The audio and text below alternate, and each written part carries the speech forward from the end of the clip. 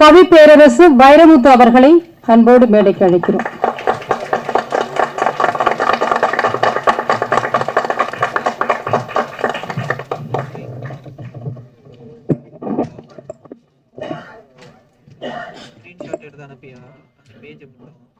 தயாரிப்பாளர்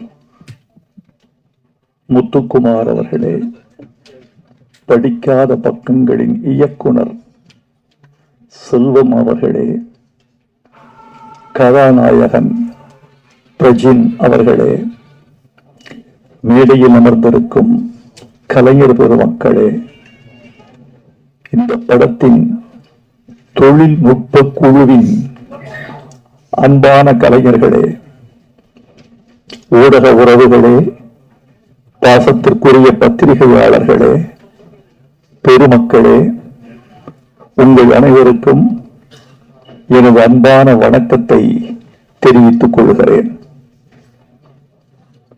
இந்த மேடைக்கு ஆதவ் பாலாஜி என்ற ஒரு கலைஞர் பேச வந்தார்.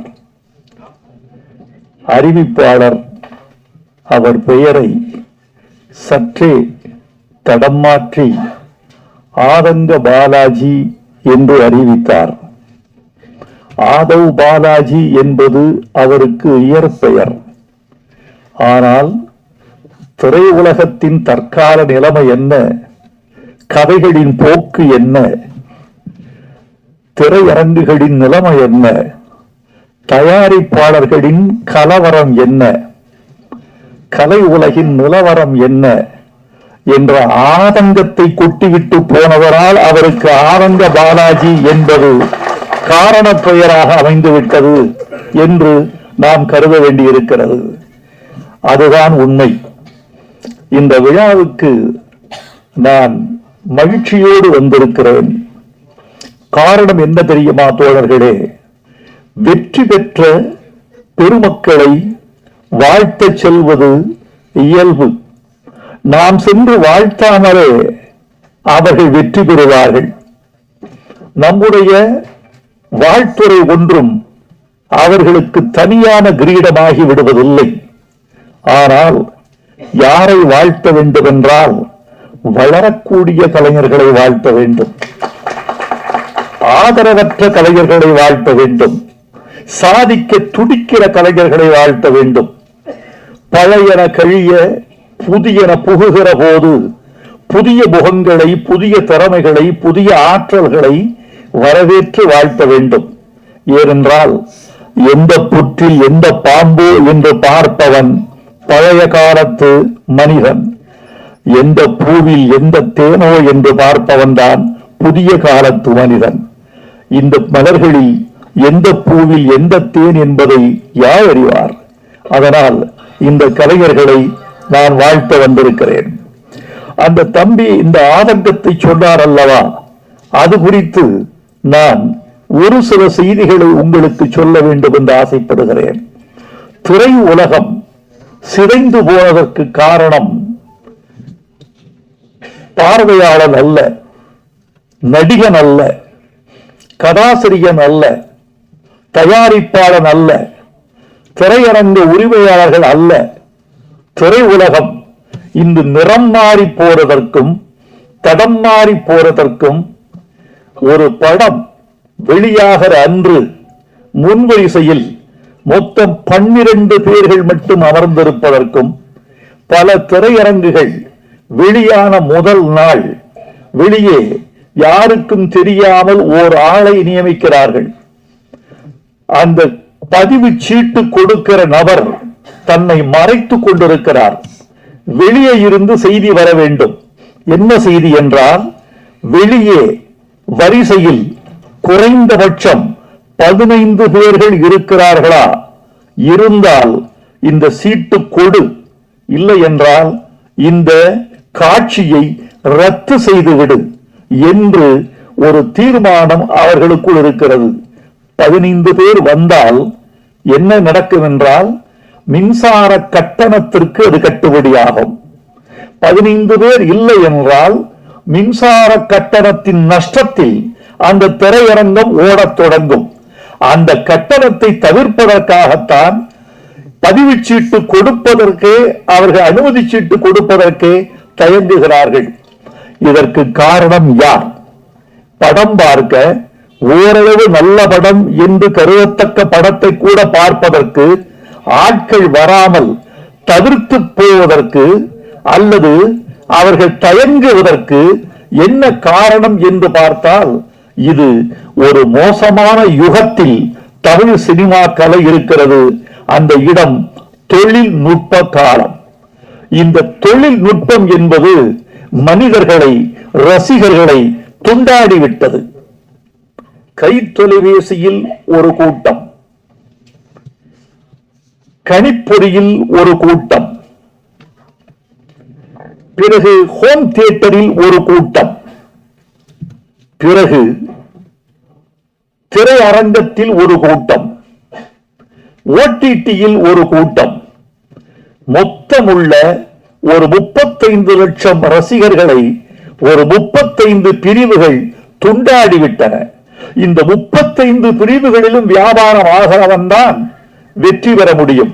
இன்றைக்கு முத்துக்குமார் இந்த படத்திற்கு இட்ட பணத்தை மீண்டும் அவர் கொள்ள வேண்டும் என்றால் என்ன வேண்டும் என்றால், இந்த சினிமாவின் 35 பிரிவுகளிலும் அவர் தன் வியாபாரத்தின் கரங்களை நுழைக்க வேண்டும். ஆக்டோபஸ் போல அத்தனை வியாபார தளங்களிலும் அவர் இயங்க வேண்டும் என்ற ஒரு நிலை இருக்கிறது. அந்த நிலையின் காரணமாகத்தான் தமிழ் சினிமா தடுமாறி கொண்டிருக்கிறது என்பதை தவிர வேறல்ல.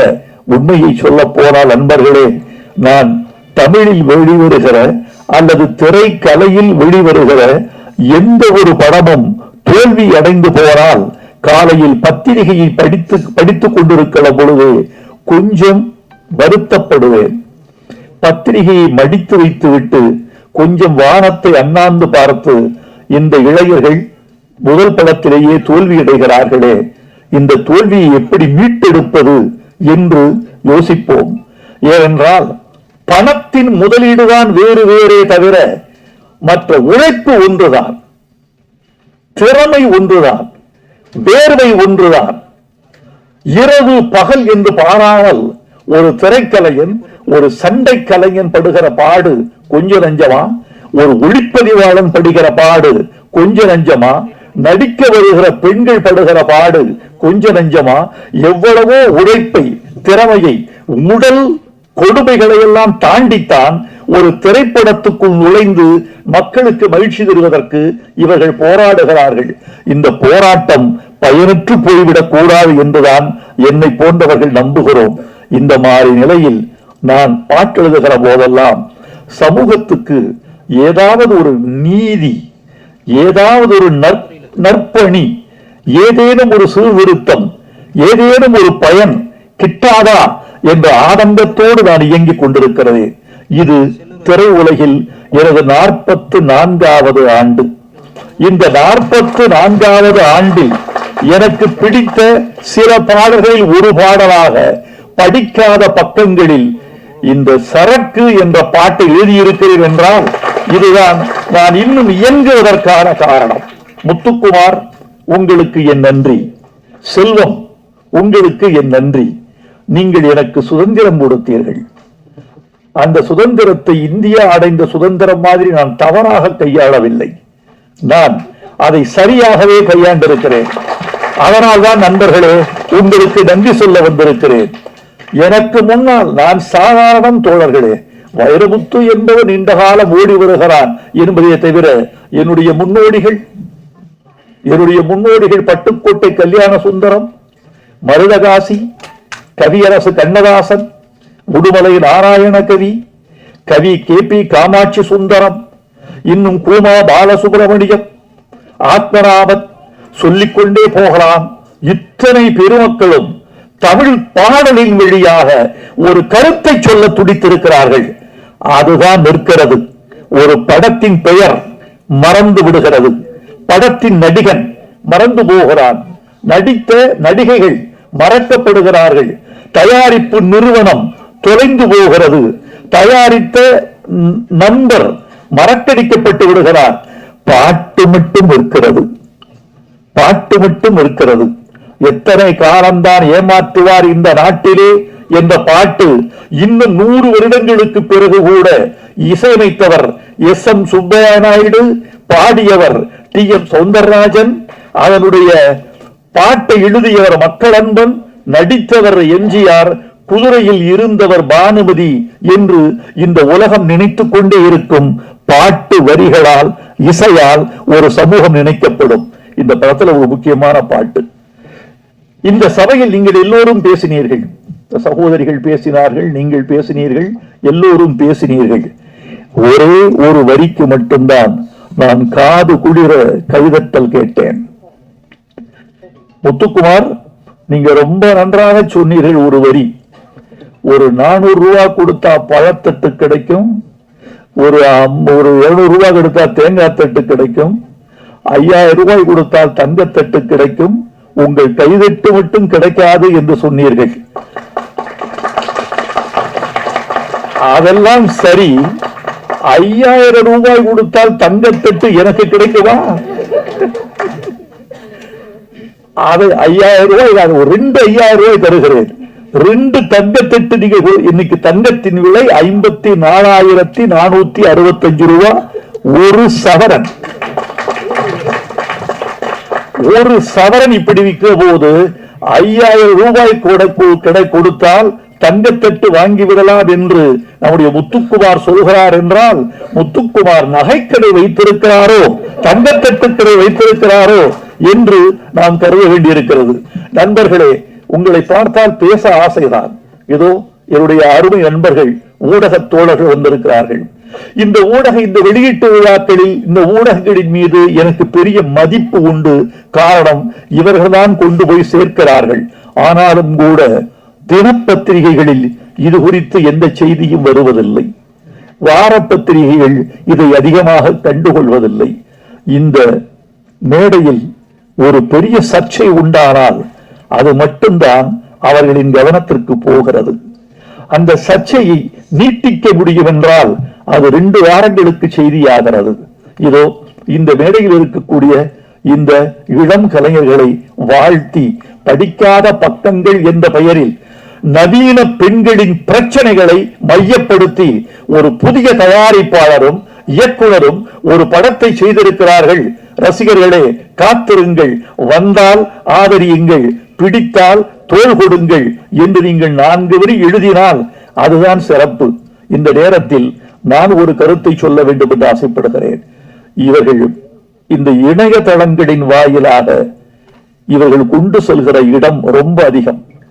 நீங்கள் நினைத்துக் கொண்டிருப்பீர்கள், யூடியூப் வழியாக இன்று இரவு 12 மணிக்குள் இந்த விழா செய்திகள் உலகத்தின் எல்லா மூலைகளிலும் வீசி எறியப்படும். இன்னைக்கு போயிட, நாளைக்கு காலையில் சுவிட்சர்லாந்தில் இருந்து, நெதர்லாந்தில் இருந்து, ஆஸ்திரேலியாவில் இருந்து, டென்மார்க்கில் இருந்து யாரோ ஒரு தமிழர் அல்லது நிச்சயமாக ஒரு இலங்கை தமிழர் என்னை அழைத்து, உங்கள் பேச்சை கேட்டேன் ஐயா, மகிழ்ந்தேன் என்று சொல்லுவார். அந்த படம் எப்போது வெளிவரும் பார்ப்பதற்கு காத்திருக்கிறோம். இந்த காலத்தில் மதுவை எதிர்த்து ஒரு பாட்டா என்று கூட கேட்பார்கள். அப்படிப்பட்ட எல்லையை நீங்கள் தொட்டுக் கொண்டிருக்கிறீர்கள். உங்களுக்கு நன்றி. இந்த மது பாட்டை பற்றி சொல்லுகிறேன். எந்த வரிக்கு அதிகமாக நீங்கள் கைதட்டீர்கள் என்று காது கொடுத்து கேட்டேன். செல்வம் சொன்னார், இந்த படத்தில் ஒரு பாட்டு, அந்த பாட்டு மதுவுக்கு எதிராக மதுக்கடையில் பாட்டு என்று சொன்னவுடன் இந்த அரங்கம் கைதட்டில் அதிர்ந்தது. நன்றி. மதுவுக்கு எதிராக ஒரு பாட்டு, மதுவை கொண்டாடித்தான் பாட்டு அதிகம் இருந்திருக்கிறது. தமிழ்நாட்டில் எந்த பெரும்பாலான பாடல்கள் மதுவை கொண்டாடித்தான். மதுவை கொண்டாடித்தான் பாட்டு என்று கூட சொல்ல மாட்டேன். வாழ்வை கொண்டாடி, மகிழ்ச்சியை கொண்டாடி, களிப்பை கொண்டாடி, காதலை கொண்டாடி, காதலையும் மதுவையும் பெண்ணையும் கலந்து கொண்டாடிய பாடல்கள் தான் தமிழ்நாட்டில் அதிகம். மதுவை வெறுத்து பாடிய பாட்டு கலைவாணர் பாடிய பாட்டு. குடிச்சு பழகணும் தம்பி, குடிச்சு பழகணும். என்னையா குடிச்சு பழகணும்னு சொன்னாரு? நீராகாரம் குடிச்சு பழகணும் என்று NSK எழுதியிருக்கிறார். அதுதான் மதுவுக்கு எதிரான ஒரு பாட்டு என்று நினைக்கிறேன். அப்புறம் ஒளி விளக்குல தைரியமாக சொல் நீ மனிதன்தானா என்று எம்ஜிஆர் பாடிய ஒரு பாட்டு, அது கூட குடித்ததாக நடித்துவிட்டு குடிக்கு விரோதமாக பாடியிருப்பார், அது ஒரு பாட்டு. இந்த பாட்டு முழுக்க முழுக்க மதுவுக்கு விரோதமான பாட்டு. கண்ணதாசன் எழுதினார், ஓர் கையிலே பெண்ணும் ஓர் கையிலே மதுவும் சேர்ந்திருக்கும் வேளையில் என் ஜீவன் பிரிந்தால்தான் நான் வாழ்ந்த வாழ்க்கை நலமாகும், இல்லையெனில் ஏன் வாழ்ந்தாய் என்று இறைவன் என்னை கேட்பான். ஏன் குடிக்கிற, ஏன் பெண் சுகம் அனுபவிக்கிறாய்ன்னு நான் நினைக்கிறீங்க கேட்கிறீங்க. இறைவன் என்ன கேட்பான், உன்னை ஊருக்கு அனுப்பிச்சு வச்சனே, போய் வெறுங்கையோடு திரும்பி வந்து விட்டாயே, மதுவையும் மாதவையும் தொடாமல் வந்து விட்டாயே என்று அவர் ஒரு இலக்கியமாக நயமாக கொண்டாட்டமாக எழுதியிருப்பார். விர்தோசி என்ற ஒரு பெர்ஷிய கவிஞன் எழுதினான், குடிக்காதவனுக்கு சொர்க்கத்தில் இடமில்லை என்றால் அந்த சொர்க்கம் என் உள்ளங்கையை போல் வெறுமையாகவே இருந்திருக்கும் என்று கேட்டான். இப்படி மதுவை கொண்டாடித்தான் நிறைய பாட்டு வந்திருக்கிறது. நண்பர்களே, மதுவின் கொடுமை தெரியுமா? இதோ இந்த விழா 2 மணி நேரத்தில் நிறைவடைய போகிறது. ஒரு 1.5 மணி நேரம் ஆகிவிட்டது. இன்னும் ஒரு அரை மணி நேரம் ஆகும் களைவதற்கு. நான் பேசி விரைவில் முடித்து விடுவேன், உங்களை இருத்தி வைக்க மாட்டேன். ஆனால் இந்த விழா தொடங்கி இந்த விழா முடிகிற 2 மணி நேரத்தில் 32 மதுச்சாவுகள் முடிந்திருக்கும். 1 மணி நேரத்திற்கு 16 மதுச்சாவுகள் நடக்கின்றன. இந்த விழா நிறைந்து முடிகிற 2 மணி நேரத்தில் 32 மதுச்சாவுகள் முடிந்திருக்கும். இந்த நாட்டில் விபத்துகள் உலகம் முழுக்க நடக்கின்றன. இந்தியாவில் கொஞ்சம் அதிகம், தமிழ்நாட்டில் இன்னும் கொஞ்சம் அதிகம் என்பதை நாம் ஒப்புக்கொள்ளத்தான் வேண்டும். இந்த விபத்துகளில் 44 முதல் 67 விழுக்காடு மதுவினால் நடக்கிற விபத்துகள் என்பதை உலக சுகாதார நிறுவனம் அறிவிக்கிறது. விபத்துக்கு காரணம், மூளைச்சாவுக்கு காரணம், கணைய அழற்சிக்கு காரணம், கல்லீரல் வீழ்ச்சிக்கு காரணம், கல்லீரலை கடிச்சு தின்னும் மது பூட்டியே எழுதியிருக்கிறது. ஓ காசு படம் பறிச்சு தின்னும் மறந்துட்டியே. என் வரிக்கு கிடைத்த வெற்றி நான் தயங்கிய இடத்தில் இயக்குனரே எடுத்து விடுகிறார். அந்த பாட்டின் மீது அவருக்கு அவ்வளவு மதிப்பு இருக்கிறது. ஒன்று சொல்லட்டுமா, 20 மில்லிகிராம் போதும். 20 மில்லிகிராம் ரத்தத்தில் கலந்து விட்டால் பார்வை மங்க ஆரம்பித்து விடும். பார்வை குறைவு ஏற்படுவதற்கு 20 மில்லி போதும். நீங்க குடித்துக் கொண்டே இருக்கிறவன் எத்தனை மில்லி ரத்தத்தில் சேரும் தெரியுமா? 30 மில்லி ரத்தத்தில் சேர்ந்தால் உங்கள் தசை உங்கள் வசத்தில் இருக்காது. நான் மதுவுக்கும் போதைக்கும் எதிரானவன், 10 வயசிலிருந்து எதிரானவன். ஏனென்றால் மதுவையும் போதையையும் எங்கள் ஊர் எவ்வளவு பாதிக்கப்பட்டிருக்கிறது என்பதை நான் அறிவேன். என் உறவுகள் பாதிக்கப்பட்டதை அறிவேன். இந்த ஒரு சொட்டு மது கூட என் குடலில் விழுந்ததில்லை என்பதை நான் உத்தரவாதமாக உங்களுக்கு சொல்லிக் கொள்ள வேண்டும் என்று ஆசைப்படுகிறேன்.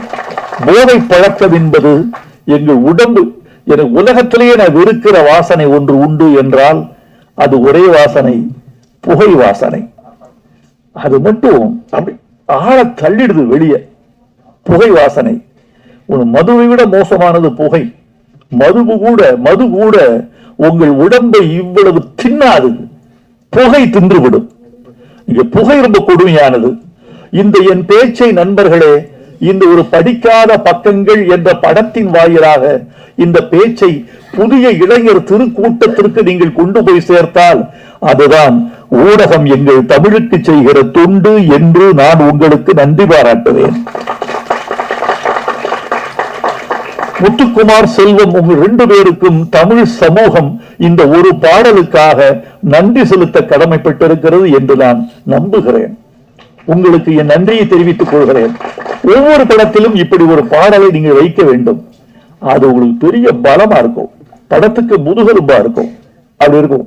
எனவே இந்த இவ்வளவு மது போதையை நீங்கள் தூக்கி எறிவதற்கான ஒரு துணிச்சலை உங்கள் நெஞ்சுக்குள் நீங்கள் வளர்த்துக் கொள்ள வேண்டும் என்றுதான் உங்களை விரும்பி கேட்டுக்கொள்கிறேன். நண்பர்களே, நீண்ட நேரம் பேசுவதற்கு ஆசைதான். உங்களுடைய மௌனம் எனக்கு ரொம்ப பிடித்திருக்கிறது. உங்களது பார்வை, என்னை நோக்கி குவிந்திருக்கிற உங்கள் கண்கள் என்னை பேசச் சொல்கின்றன. உங்கள் செவிகள் என் பக்கமே திரும்பி இருக்கின்றன. உங்கள் தலைகள் படம் எடுத்தாலும் பாம்பு போல என்னையே பார்த்து கொண்டிருக்கின்றன. உங்களை பார்க்கும் போது மகிழ்ச்சி தான்.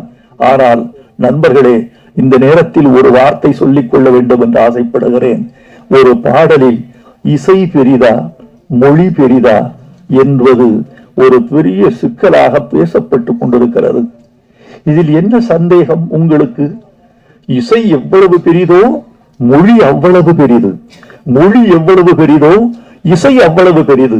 ரெண்டும் கூடினால்தான் அதற்கு பாட்டு என்று பெயர். இரண்டும் கூடினால் அதற்கு பாட்டு. ஆனால் சில நேரங்களில் இசையை விட மொழி உயர்ந்ததாகவும், சில நேரங்களில் மொழியை விட இசை உயர்ந்ததாகவும் திகழ்கிற சந்தர்ப்பங்கள் உண்டு. இதை புரிந்து கொள்பவன் ஞானி, புரிந்து கொள்ளாதவன் அஞ்ஞானி.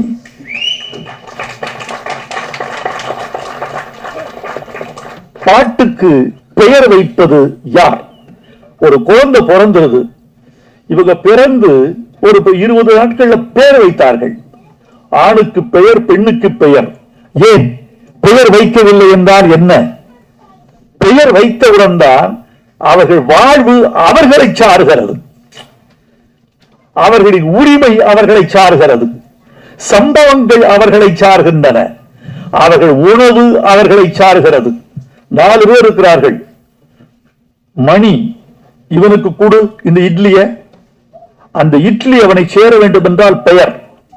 இந்த பழத்தை பிரேமாவுக்கு கொடு, பழம் ஒருத்திக்கு சேர வேண்டும் என்றால் அவள் பெயர். சுகுணாவுக்கு இந்த ஐஸ்கிரீம் கொடு, அந்த பெயர் ஐஸ்கிரீம். இதோ லட்டு இந்த மோகனுக்கு கொடு என்று பெயர் சொன்னவுடனேதான் பொருள் உரிமை ஆகிறது. பெயர்தான் பட்டா, பெயர்தான் பத்திரம், பெயர்தான் சொத்து, பெயர்தான் நீ, பெயர்தான் ஆதார். அது இருந்தால்தான் நீ இந்தியாவில் நீ.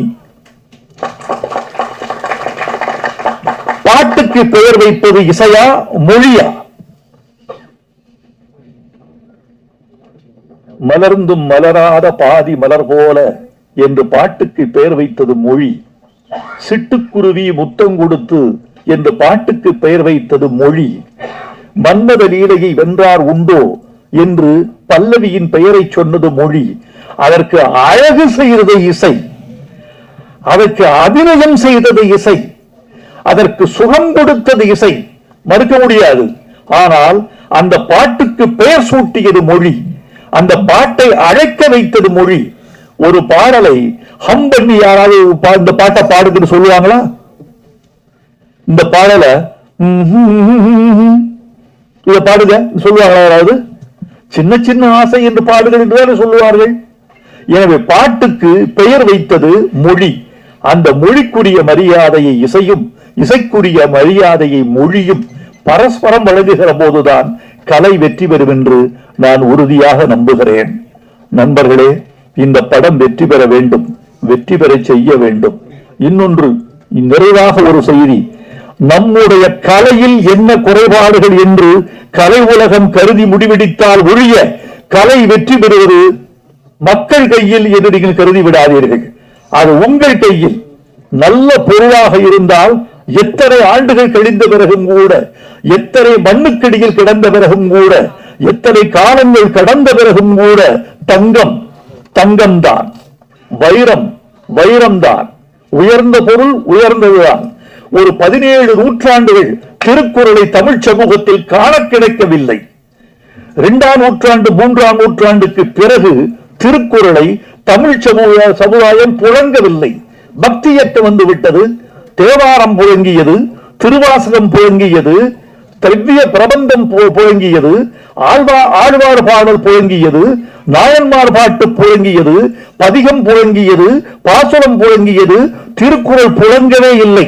ஆனால் நல்ல பொருளாக இருந்தால் எந்த நூற்றாண்டிலும் அது தன் முகத்திரையை கிழித்துக் கொண்டு, ஒரு விதை தன் மேல் தோலை கிழித்துக் கொண்டு விருட்சமாவது போல் நல்ல பொருள் எத்தனை காலமாக இருந்தாலும் தன்னுடைய தடைகளை உடைத்துக் கொண்டு, திரைகளை கிழித்துக் கொண்டு வெளியே வந்தே தீரும்.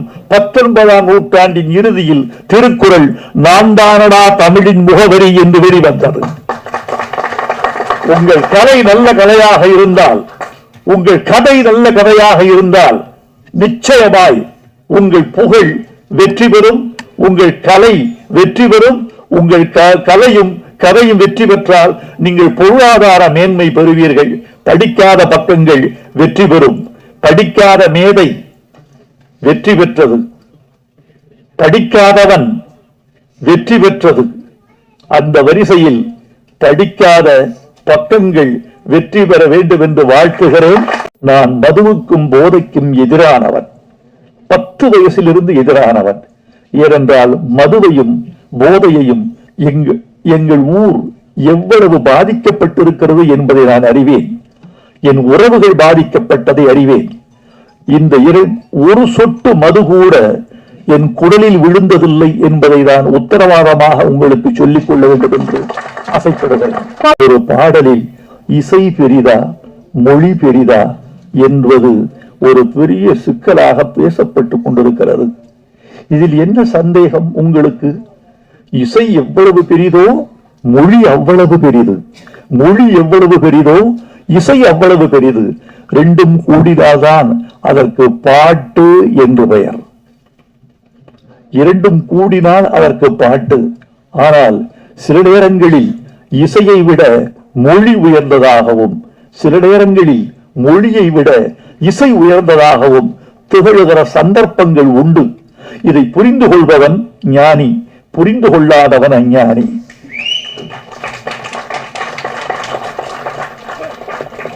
பாட்டுக்கு பெயர் வைப்பது யார்? ஒரு குழந்தை பிறந்தது, இவங்க பிறந்து ஒரு 20 நாட்கள்ல பெயர் வைத்தார்கள். ஆணுக்கு பெயர், பெண்ணுக்கு பெயர். ஏன் பெயர் வைக்கவில்லை என்றால் என்ன? பெயர் வைத்தவுடன் தான் அவர்கள் வாழ்வு அவர்களை சார்கிறது, அவர்களின் உரிமை அவர்களை சார்கிறது, சம்பவங்கள் அவர்களை சார்கின்றன, அவர்கள் உணவு அவர்களை சார்கிறது. 4 பேர் இருக்கிறார்கள். மணி இவனுக்கு கொடு இந்த இட்லிய, அந்த இட்லி அவனை சேர வேண்டும் என்றால் பெயர். இந்த பழத்தை பிரேமாவுக்கு கொடு, பழம் ஒருத்திக்கு சேர வேண்டும் என்றால் அவள் பெயர். சுகுணாவுக்கு இந்த ஐஸ்கிரீம் கொடு, அந்த பெயர் ஐஸ்கிரீம். இதோ லட்டு இந்த மோகனுக்கு கொடு என்று பெயர் சொன்னவுடனேதான் பொருள் உரிமை ஆகிறது. பெயர்தான் பட்டா, பெயர்தான் பத்திரம், பெயர்தான் சொத்து, பெயர்தான் நீ, பெயர்தான் ஆதார். அது இருந்தால்தான் நீ இந்தியாவில் நீ.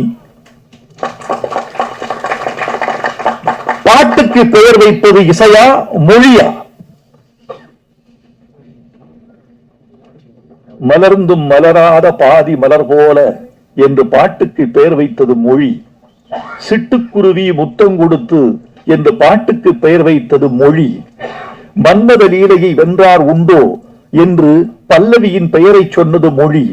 அதற்கு அழகு செய்தது இசை, அதற்கு அபிநயம் செய்தது இசை, அதற்கு சுகம் கொடுத்தது இசை, மறுக்க முடியாது. ஆனால் அந்த பாட்டுக்கு பெயர் சூட்டியது மொழி, அந்த பாட்டை அழைக்க வைத்தது மொழி. ஒரு பாடலை ஹம் பண்ணி யாராவது இந்த பாட்டை பாடுன்னு சொல்லுவாங்களா? இந்த பாடலை இத பாடுங்க சொல்லுவாங்களா யாராவது? சின்ன சின்ன ஆசை என்று பாடுகள் என்றுதானே சொல்லுவார்கள். எனவே பாட்டுக்கு பெயர் வைத்தது மொழி. அந்த மொழிக்குரிய மரியாதையை இசையும், இசைக்குரிய மரியாதையை மொழியும் பரஸ்பரம் வழங்குகிற போதுதான் கலை வெற்றி பெறும் என்று நான் உறுதியாக நம்புகிறேன். நண்பர்களே, இந்த படம் வெற்றி பெற வேண்டும், வெற்றி பெற செய்ய வேண்டும். இன்னொன்று நிறைவாக ஒரு செய்தி, நம்முடைய கலையில் என்ன குறைபாடுகள் என்று கலை உலகம் கருதி முடிவெடுத்தால் ஒழிய கலை வெற்றி பெறுவது மக்கள் கையில் என்று நீங்கள் கருதி விடாதீர்கள். அது உங்கள் கையில். நல்ல பொருளாக இருந்தால் எத்தனை ஆண்டுகள் கழிந்த பிறகும் கூட, எத்தனை மண்ணுக்கடியில் கிடந்த பிறகும் கூட, எத்தனை காலங்கள் கடந்த பிறகும் கூட தங்கம் தங்கம்தான், வைரம் வைரம்தான். உயர்ந்த பொருள் உயர்ந்ததுதான். ஒரு 17 நூற்றாண்டுகள் திருக்குறளை தமிழ் சமூகத்தில் காண கிடைக்கவில்லை. 2ஆம் நூற்றாண்டு 3ஆம் நூற்றாண்டுக்கு பிறகு திருக்குறளை தமிழ் சமுதாயம் புழங்கவில்லை. பக்தி இயக்கம் வந்து விட்டது. தேவாரம் புழங்கியது, திருவாசகம் புழங்கியது, திவ்ய பிரபந்தம் புழங்கியது, ஆழ்வார் பாடல் புழங்கியது, நாயன்மார் பாட்டு புழங்கியது, பதிகம் புழங்கியது, பாசுரம் புழங்கியது. திருக்குறள் புழங்கவே இல்லை. ஆனால் நல்ல பொருளாக இருந்தால் எந்த நூற்றாண்டிலும் அது தன் முகத்திரையை கிழித்துக் கொண்டு, ஒரு விதை தன் மேல் தோலை கிழித்துக் கொண்டு விருட்சமாவது போல் நல்ல பொருள் எத்தனை காலமாக இருந்தாலும் தன்னுடைய தடைகளை உடைத்துக் கொண்டு, திரைகளை கிழித்துக் கொண்டு வெளியே வந்தே தீரும். 19ஆம் நூற்றாண்டின் இறுதியில் திருக்குறள் நான் தானடா தமிழின் முகவரி என்று வெளிவந்தது. உங்கள் கலை நல்ல கலையாக இருந்தால், உங்கள் கதை நல்ல கதையாக இருந்தால் நிச்சயமாய் உங்கள் புகழ் வெற்றி பெறும், உங்கள் கலை வெற்றி பெறும். உங்கள் கலையும் கதையும் வெற்றி பெற்றால் நீங்கள் பொருளாதார மேன்மை பெறுவீர்கள். படிக்காத பக்கங்கள் வெற்றி பெறும். படிக்காத மேதை வெற்றி பெற்றது, படிக்காதவன் வெற்றி பெற்றது. அந்த வரிசையில் படிக்காத பக்கங்கள் வெற்றி பெற வேண்டும் என்று வாழ்த்துகிறேன். நன்றி, வணக்கம்.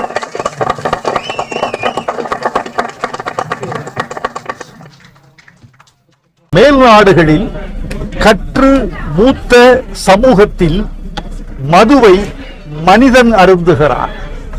கல்வி குறைந்த சமூகத்தில் மது மனிதனை அருந்துகிறது. அரசாங்கமே நாக்குதா சார்? அதை பத்தி கேள்வி. ஆமா சார், மதுவை பத்தி பேசிருக்கீங்க சார். நம்ம நாட்டுக்கு மது தேவை. அரசாங்கமே வந்து மதுவை வந்து நடக்குது. இதை பத்தி உங்களோட பார்வை என்ன? ஒரே கேள்வி. ஆமா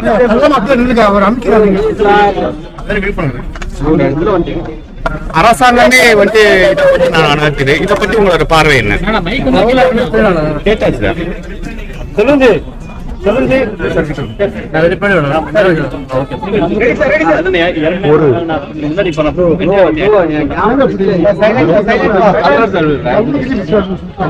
எந்த காலத்திலும் சமூகம் மதுவை மறுதலித்தே வந்திருக்கிறது. ஒரு சமூகத்தின் பெரும்பான்மை மதுவை ஆதரிப்பதில்லை.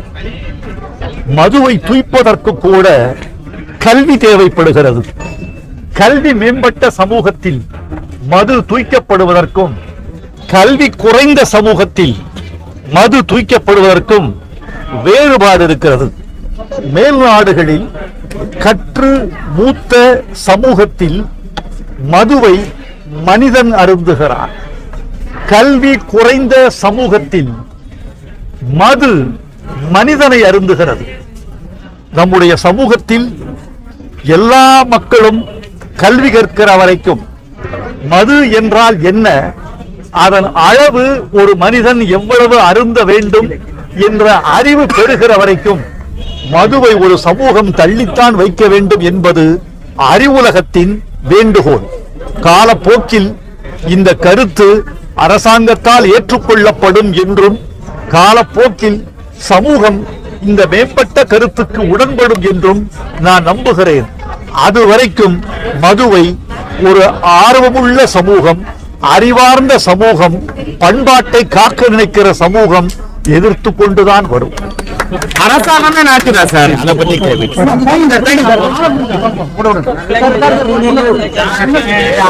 கேட்ட அவர்கிட்ட போய் பேசுறாருல ரஞ்சித், முடிச்சுட்டு போயிட்டாருங்க. நான் என்ன பண்ணோம் கலாட்டா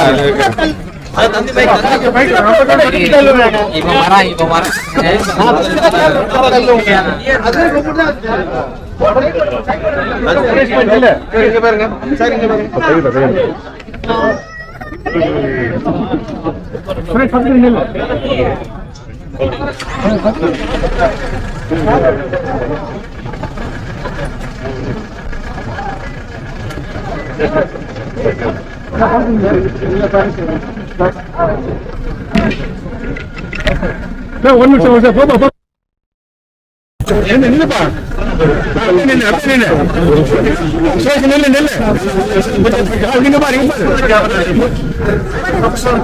செல்போன் எடுக்க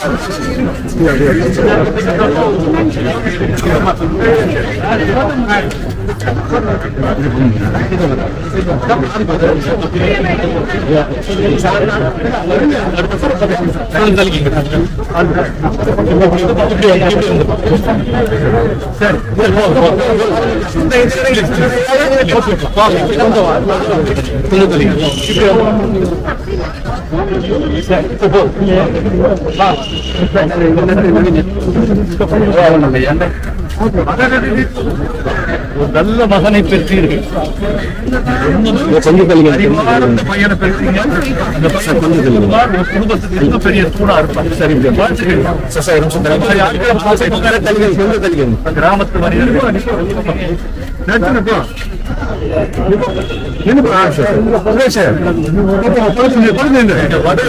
விவசாயி